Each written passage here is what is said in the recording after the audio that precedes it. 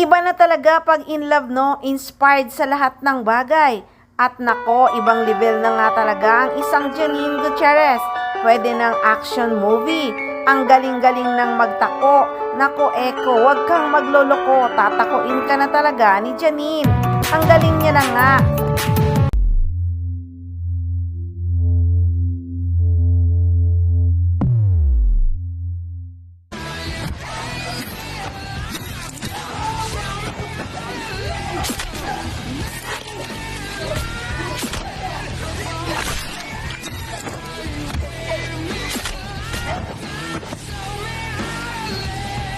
Aliw na aliw nga ang mga fans habang pinapanood si Janine Gutierrez.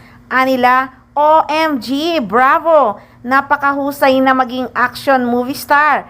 Pwedeng-pwede na. Baka naman gayahin ka na naman tapos sasabihin na naman ng mga inggiterang funny, ikaw ang manggagaya sa idol nila.